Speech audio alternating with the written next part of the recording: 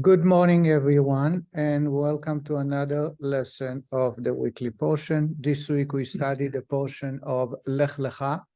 It's the first command we read in the Torah about God commanding Abraham Avinu. It is also the third portion since the beginning of the Torah. Last week, the Torah is named after Noah. Noah lived 10 generations prior to Abraham. Abraham was born what year to the creation? Anybody knows the year Abraham was born? 1948. Oh, interesting. And if you take 75 years, now Abraham is, the first time God speaks to him publicly is 75. The Torah tells us he's 75. You know what year it will come to? 2013. 2023 this This is year. our accountant over here. And my talk this Shabbat is going to be precisely about this. So this, if you compare the time Abraham was born, 1948, 2023 is the first time God actually appears and start an open relationship with him. And this year, if similar, is 2023, 75 years after 1948, perhaps God will have a new relationship with us on a different, much higher plane. But the Rebbe is going to teach us about the insight to the portion, the weekly portion. I'm reading selections from Likutei Sichos on page 119. There is a well-known adage of my revered father-in-law, the Rebbe Rayatz, cited in the name of his father, the Rebbe Rashab. The Rebbe Rashab is acronym Rabbi Shalom Ber. He was the 5th Lubavitcher Rebbe. His son became the 6th Lubavitcher Rebbe. He passed away in 1950. And after that, the Lubavitcher Rebbe is the 7th Rebbe. So he says that there was a well-known adage that the previous Rebbe would say on behalf of his father, that is, Bereshis, the first Torah portion in the Torah of Genesis, is a joyous parsha. God brought the world and all the created beings into existence, but its conclusion is not so pleasant. Never, because we read about people misbehaving. Nevertheless, as a whole, the parsha is joyous.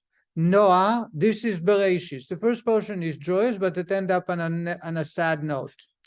Noah is the parsha of the flood.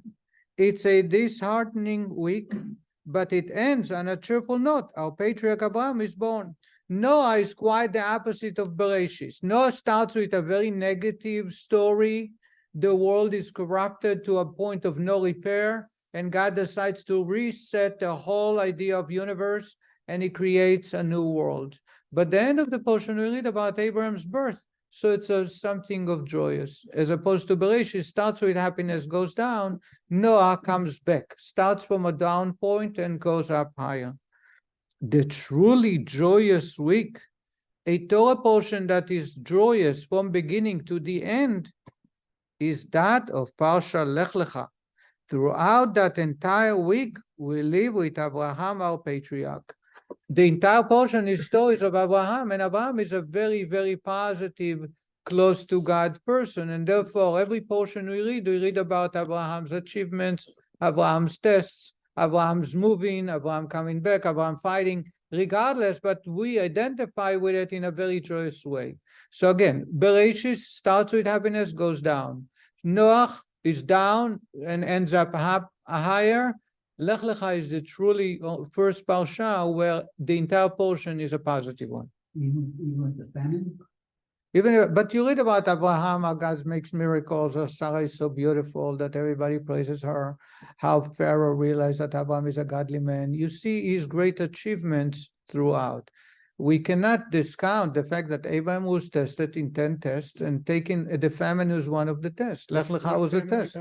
Huh? What famine are we The talking? worst famine in creation. The one that was supposed to be the worst famine ever. What is it? Which one is it? What are we talking about? Perhaps, I'm not sure. Some say there was never a famine anywhere in the world. This was the first famine. Some say there was a famine, but it wasn't as severe as this one. But regardless, it was a test. This is why he would take. Right. There are many details in this explosion that it brings the difficulties and challenge for Abraham, and some of them are part of the 10 tests that Abraham was tested. However, you read about Abraham's being able to overcome the challenges. So it's a happy, joyous, portion. The Rebbe's words, the truly joyous week is Lech Lecha, indicates that even the passage associated with the end of the week of Parshat Noach, which speaks about Abraham's birth, is not truly joyous as is the week of Parshat Lech Lecha. For all the events contained in the Torah reading are interrelated. Since the Parsha as a whole is disheartening, there is something lacking in the joy at the end of the Parsha. Says the Rebbe, if the Rebbe Rashab says that only truly joy appears in Lech Lecha, it means even Noah, when we read about the birth of Abraham, it's not complete joyous. The joy is nothing compared to the one of Lech Lecha. Similarly, with regards to Parsha Bereshit, the first portion, even though as a whole it is a joyful Parsha, as we started with the first portion, that's a very joyous, we read about the creation of the universe and relationship to God. Since its conclusion is not so pleasant, genuine joy is lacking in the entire Parsha. Says the Rebbe, the entire portion is not as joyous as Lech Lecha, even though the majority of it is of joyous occasion. This calls for further explanation. Seemingly, the content of the Parshiyot should have been structured differently. Since as a whole, Parsha Bereshit is a joyous Parsha, and Parsha Noah as a whole is a disheartening week, and not so pleasant, pleasant conclusion of Parsha Bereshit should have been logically been placed at the beginning of Parshat Noach, and the cheerful conclusion of Parshat Noach, the birth of Abraham, should logically have been placed at the beginning of Parshat Lech Lecha. Says the Rebbe, if there is a shift in those first two portions, then it should have not ended as portion in that way. It should have been arranged differently. Bereshit should have ended on a happy note. And whenever you read about the sadness towards the end, when God is very unhappy with humanity, that's the conclusion of the portion, should have not been included there. Should have been pushed to the second portion of Noah because it starts with sadness. So it should start from sadness and give Bereshit's happy ending. Noah, you say, is a very sad portion, and it concludes with the birth of Abraham, so it's a little bit joyous.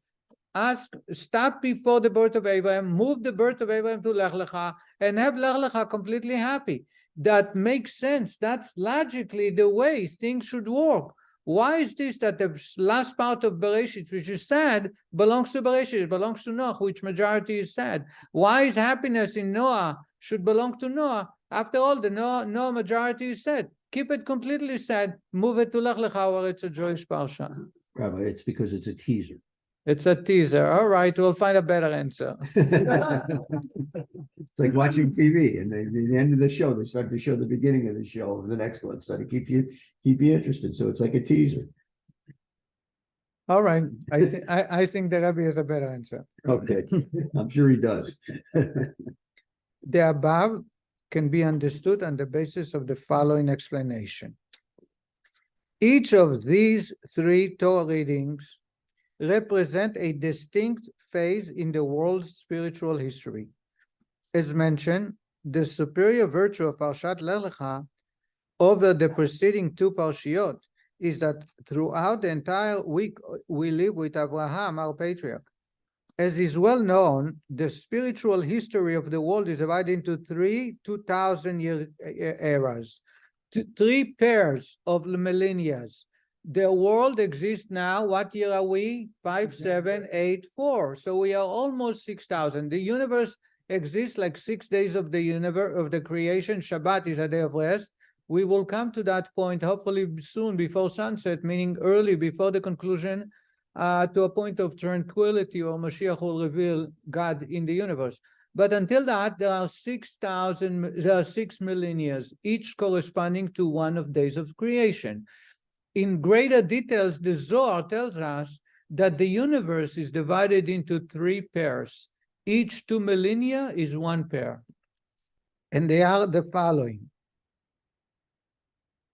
2 millennia of chaos, tohu vavohu, chaos, 2 millennia of Torah and 2 millennia of preparation for and including the era of Mashiach. So you have three pairs of two.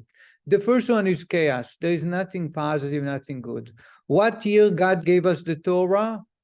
2448. So it's 500, a quarter of the day already of the third millennia. That's what gave us the Torah, and the oral tradition was introduced in writing about 1,000 years later. So it's within the second 2 millennia. So you have 1 millennia of chaos.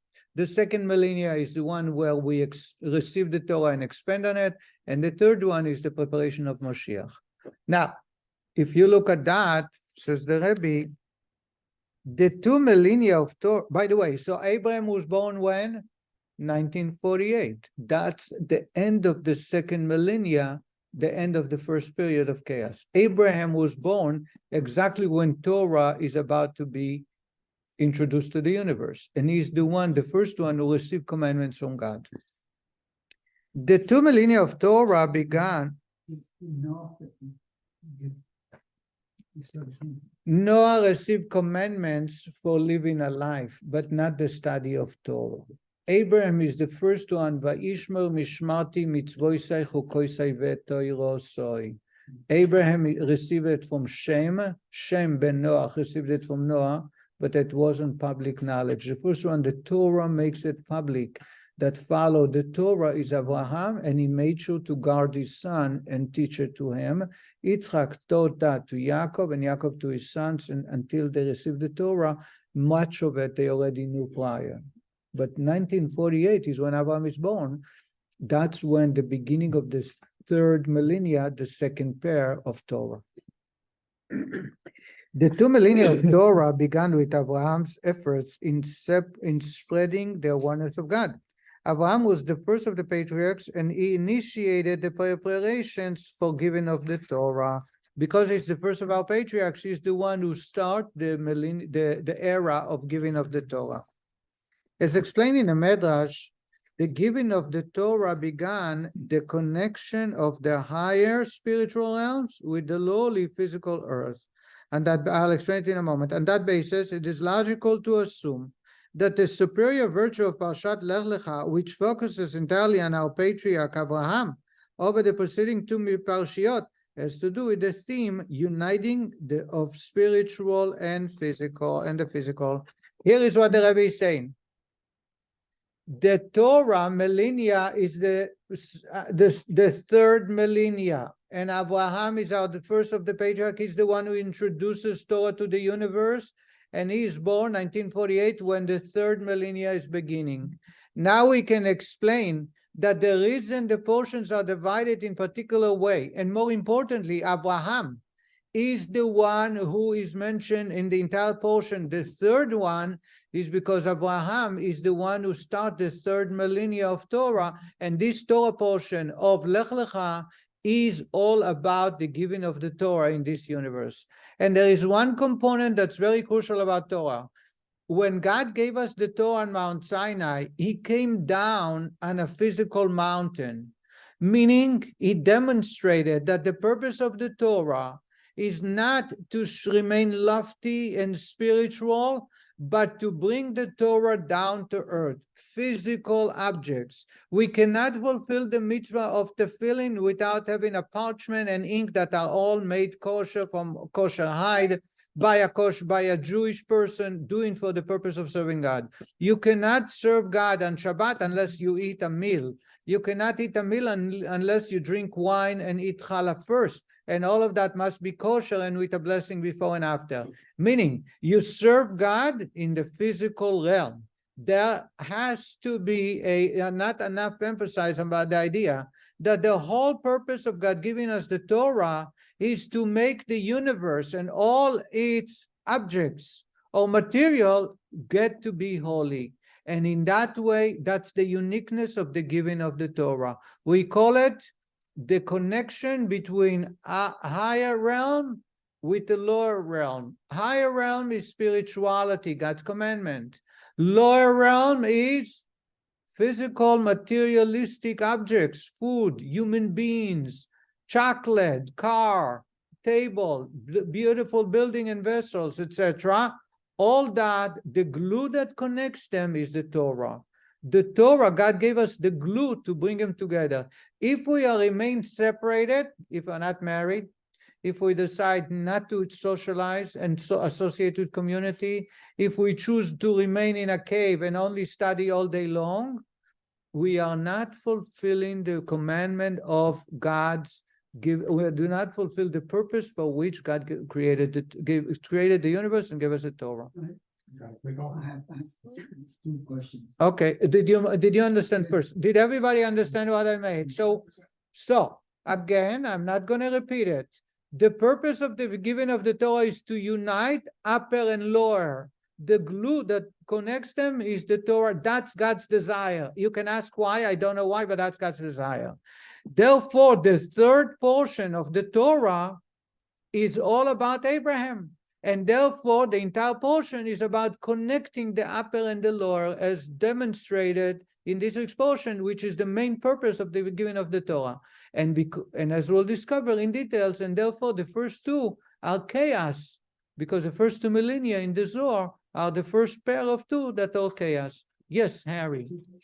One, Hashem ben Yochai in the cave for 13 years. He wasn't out there. I was about to bring it up, and I said, hopefully nobody knows that. So Harry Z is a scholar, and he's asking about Rabbi Shimon bar Yochai, the author of the Zohar. He hid in a cave for 13 years. You know what happened when he came out? I don't know what. He saw a man tilling the field, the farmer, and he says, what? They leave God's Torah and they waste their time plowing? And he looked at them, and the guy became a pile of bones. Gal shel atzamot. That's the description in the Talmud. They walked around and they see another child going to the store because his father sent them to buy some food. And Rabbi Shimon bar Yochai says, why is father not teaching him Torah? And he died. And God turned, an echo came to Rabbi Shimon bar Yochai and says, did you come out to destroy my creation? Go back. And what happened? He went back for 1.5 years. And during that year, he got to understand that the only way to connect to God is through the universe. And the Gemara, the Medrash, goes on to say that he came out, and on a Friday, he saw a child rushing. So he said to him, where are you rushing? And he says, I'm going to buy fish for Shabbat. Oh, he says, you see, that's how they serve God. May they be blessed. And that's how Rabbi Shimon bar Yochai had to convert his attitude. The 12 years that he revealed, and that's when the Zohar came from, by the way. During those 12 years, he was forced by the Romans because he was chased, and it was an abnormal, temporarily situation, but that's not the norm. That's not acceptable. And as God, it's a punishment to go back for 1.5 years to the cave because he was not ready for the universe God created. He was there with his son, no? With Rabbi Elazar, yes. Rabbi Elazar Rabbi Shimon. My myth is a little odd. It's 1948 to the 3rd millennium. He was at the 3rd millennium. 2000 started 3rd millennium. So 1948 is not 2000. It's just 52 years, right? Only 52 years, right? So when is the first time God speaks to Abraham? In the year 2023. It's 23 years into the 3rd millennium. That's why everything else, no, that's why everything else prior stays in Noah. Okay? Now you understand that. That provides an answer. The above can be, okay, so we start. Where are we? We are page 121. Yeah. As explained in the Medrash, okay, even that we studied, but let's read again. The giving of the Torah began the connection of a higher spiritual realms with the lowly physical earth. On that basis, it is logical to assume that the superior virtue of Parshat Lech Lecha, which focuses entirely on our patriarch Abraham over the preceding 2 parshiot, has to do with its theme, uniting of the spiritual and the physical. This theme serves to explain why Parshat Lech Lecha is the third Torah reading, similar to the Torah as a whole, which is described as a threefold Torah, right? The Torah is divided into three categories: 5 books of Moses, prophets, and writings. So it's 3. That's why it's the third portion that introduces the idea of Torah to the universe. For in the mystical configuration of the Sfirot, the third middle vector links the higher realms to the lower realms. Also, in the 10 attributes, those of us who want to study the Kabbalah of the 10 attributes, you can come to the Kabbalah course that starts in a couple of weeks. But the Kabbalah, the 10 attributes are divided into 3 columns. You have right, left, and middle. The middle one, Dat, Chokhmah Bina Dat. Dat is the middle one, and it comes the third one. It is the central figure that goes directly from up high down to the last one. In other words, the third is always the most powerful one, even greater than the first or the second or both of them. Is this why 3 is a good number? That's why 3 is a good number. Very good. Every day in the prayer we say, V'chein shnei ksuvim achachishim zeh zeh, 2 verses that contradict each other. Ad sheyova yakosu v'shlishi v'yachriya b'neim. Comes the third verse and makes peace between them. In other words, satisfies the discrepancy. The third is always, it's one of the rules by which you study Torah. The third is the most powerful one because it goes directly from the top all the way to the bottom. It's the backbone, a backbone that holds the brains and the legs as well. Therefore, says the Rabbi, Parshat Bereshit, the first portion, the first parsha, focuses on the theme of creation. God's bringing the world into being. This expresses the power of the higher realms. The theme of Parshat Noach, the second parsha, is the refinement of the lower realms, accomplished through the divine service of Noah, the righteous man, and in particular through the flood. The theme of Parshat Lech Lecha, the third parsha, is the fusion of the higher and lower realms. Says the Rabbi, the same story you have here. The first portion is God creating the universe. Man did not do anything. Physical world was just a receptacle to God's revelation. So it refers to the higher realms, activities. There is nothing to do with the human being. Second portion, the destruction of the universe, rebuilding a new universe where God promises never to destroy it. It's all about the law of universe. The law of universe misbehaved, was repaired, and now we're starting afresh, and it's going to be a better universe. So it's all about lower realms. Lech Lecha is the first time you have a fusion of lower and higher realms together, and that's Abraham because it's the Torah.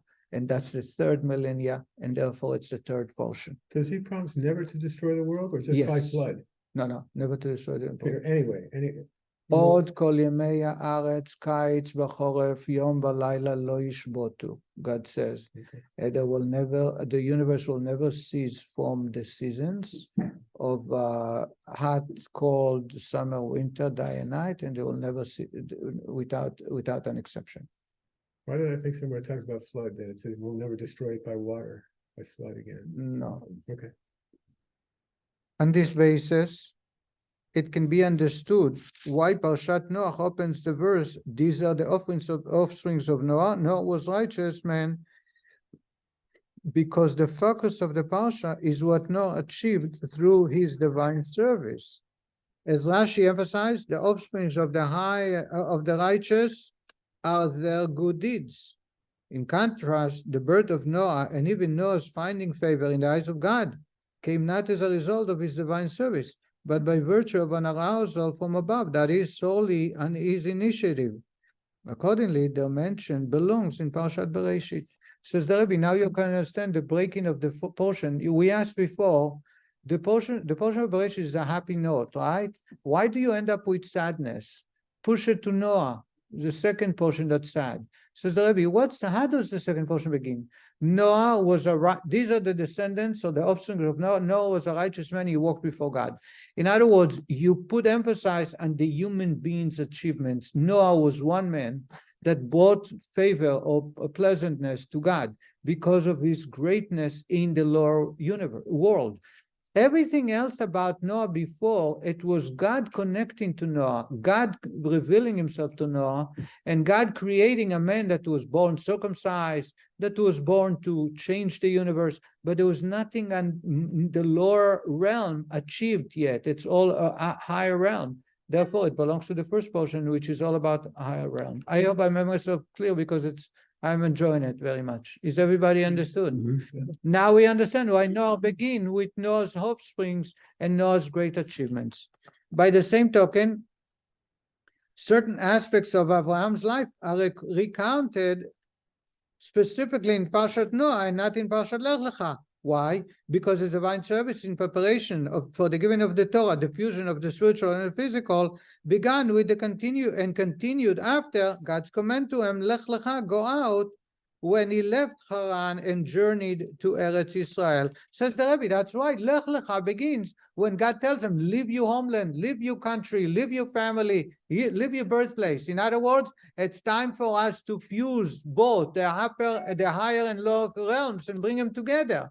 So therefore, everything else until now, he stood by many tests before. He was thrown into the fire. He recognized and found God on his own. All that is the lower realm only, and therefore it belongs to Noah. Now it's about God connecting to man and giving man commandments, and man follows through those commandments as a preparation to the giving of the Torah, which is the combination of higher and lower realms. By contrast, is that clear? By contrast, Abraham's birth and those dimensions of his divine service that preceded this journey were primarily a continuation of and a consummation of the refinement and elevation of the lower realms that had begun with the divine service of Noah. As I said, until now, it was Abraham who recognizes God and finds him. Abraham who is defending God, but by willing to sacrifice his life.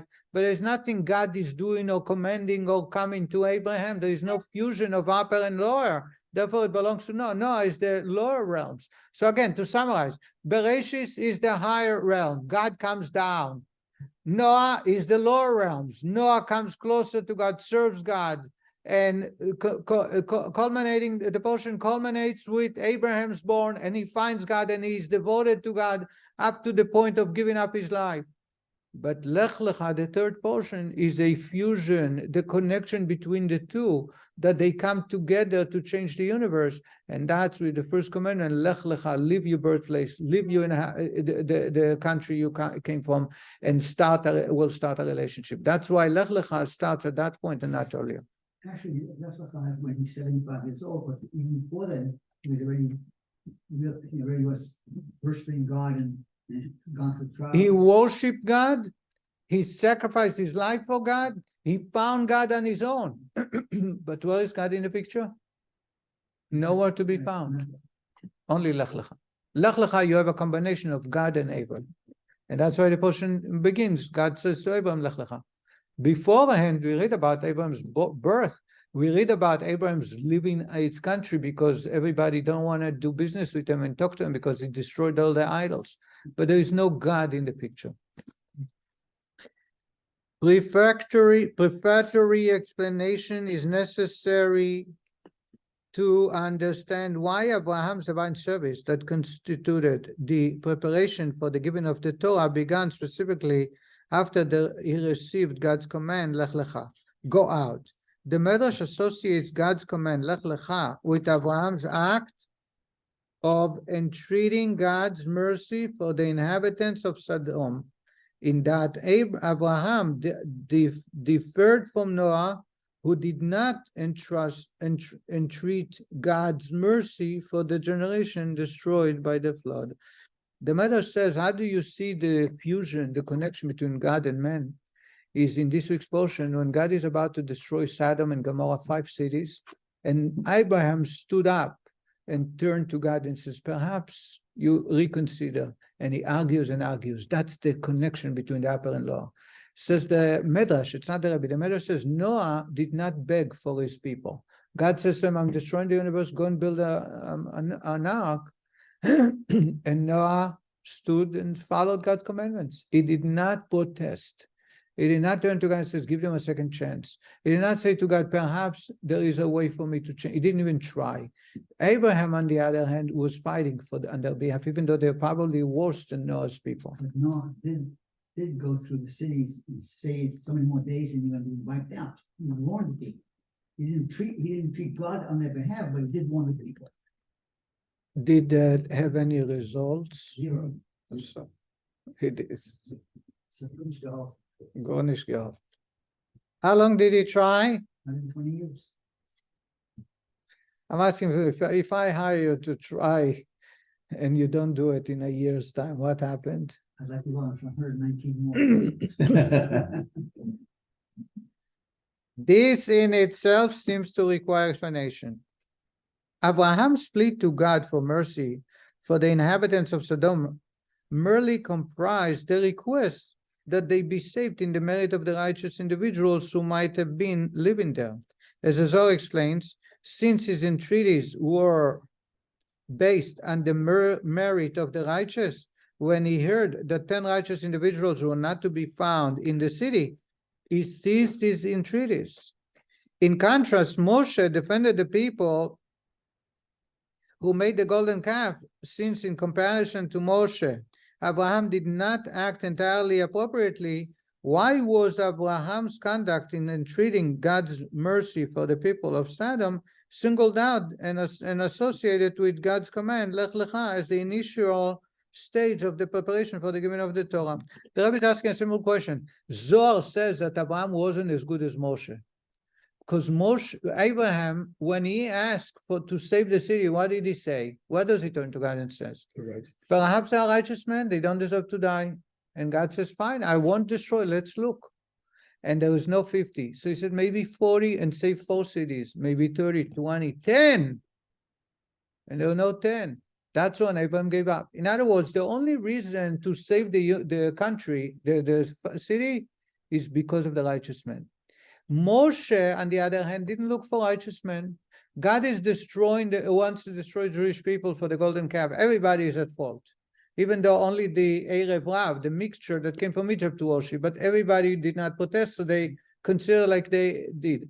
Moshe is not looking for righteous people. Moshe turned to God and says, if that's what you do, I don't want to be around. In other words, he is not looking for righteous men. He does not negotiate based on the righteous men. Says the Zohar, Abraham is not as good as Moshe because he only looked for righteous men. Now says the Rebbe, if Lech Lecha, the third portion, is a prelude to the Torah, the giving of the Torah, the connection between upper and lower realms, and Abraham, he's the symbol, the one who started it, how is it possible that the Zohar says that he wasn't as perfect or wasn't correct as much as Moshe was? Says the Rebbe in resolution, it can be explained that the interrelations of the higher spiritual realms with the lower material realms did not actually begin until the giving of the Torah. Abraham's divine service was merely a preparation step. Therefore, his entreaties on behalf of the unworthy inhabitants of Sodom who optimized the lower material realms were not on account of their own worthiness, but in the merit of the righteous. Thus, the 3 different patterns of conduct that so before, the Rebbe says, when did Abraham pleaded God? Before God gave us the Torah. In other words, the connection between upper and lower realms did not come into reality yet. Abraham is the one who is starting it in 1948, but will take another 400 years, 500 years almost, 2,448. 2448 is when God gave us the Torah. So it's exactly 500 years later, almost 490 years.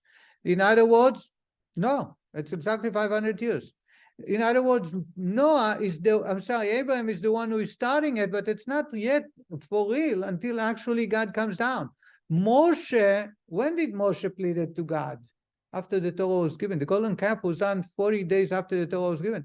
After the Torah is given, there is a connection between the upper and lower. And then Moshe says to God, you have to forgive them, even though they're very wicked. You need to give them a second chance, a third chance. That cannot have been done during Abraham's time because there was no connection between upper and lower yet. God did not come down on Mount Sinai. And therefore, the only ones who can connect to God is those of the upper realms. Who are they? Righteous men. If there are no righteous men, nobody can be saved. Now says the Rebbe, based on that, therefore, his entreaties on behalf of the unworthy inhabitants of Sodom who optimized the lower material realms were not on account of their own worthiness, but in the merit of the righteous. Thus, the three different patterns of conduct, that of Noah, Abraham, and Moshe, are characteristic of the three eras in which they lived. The era prior to the preparation for the giving of the Torah, the era in which those preparations took place, and the era of the giving of the Torah. Says the Rebbe, now we have three men, which one symbolizes different eras in the history of the universe. You have Noah, you have Abraham, and you have Moshe. Noah is before there is a preparation for the giving of the Torah. And therefore, at that point, he doesn't even try to connect with the people to try and change them. Either they are connected or not. Abraham is already the preparation for the fusion of upper and lower realms. He is trying to beg God to save the righteous men, but only the righteous men. Those who are not righteous No, save the whole city based on the righteous. because of the righteous men. But if there are no righteous men, he's not even trying. Moshe is the era after the Torah was given. God came down already. If God came down, everybody has a chance. Everybody is connected to God. And therefore, if they sin, let them have a second chance. So here is the way the Rebbe says, during Noah's era, the era prior to the preparation of the giving of the Torah, the higher spiritual realms showed no connection with the lower material realms. Therefore, for this reason, Noah did not pray for the generation destroyed by the flood. In the Zohar's words, he took no action. During the second era, that of Abraham, when laying the groundwork for the interrelation between the higher spiritual realms and the lower material realms began, Abraham prayed for the inhabitants of Sodom, but only in the merit of the righteous. And in the third era, that of Moshe, when that interrelation had already been accomplished, Moshe defended the very people who had made the golden calf themselves, praying not only in the merit of the righteous. You know, you see the fact that God could destroy Arab. What? If God would have destroyed as it observed the Arab, you know, we're having the Korah. If the Arab was not around, God wanted to destroy the entire people, not the Arab wife. There was no distinction. The only difference is the Arab wife were killed. sorry? The 3,000 Arab wives that committed, they were killed. Later. The same day, next day, the Levites took swords and started killing them. So where does Aviram come into play later? Doesn't Aviram are not Arab wives. Right. They are Bnei Reuben. No, but I thought they were part of that group. No, there were 250 leaders. They are from the tribe of Reuben. Wow. We will conclude right here because there is much more that but now we understand why this portion is an exciting portion. Not only it's because it's number 3, not only because we're talking about Abraham, but most importantly, it is the essence of our life, which is connecting upper and lower. And Abraham demonstrated that by the commandments of God that he followed, and the trials and tribulations he faced, and yet he is always connected to God, and that is our purpose until this very day, particularly as we prepare for the coming of Mashiach. Thank you very much, and have a good Shabbos.